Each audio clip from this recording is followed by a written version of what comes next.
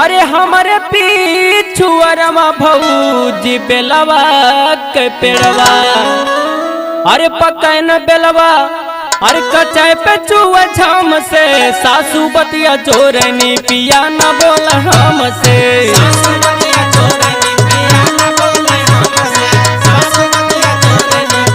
हे पिया न बोल हमसे, पिया न बोल हमसे, सासू बतिया चोरनी पिया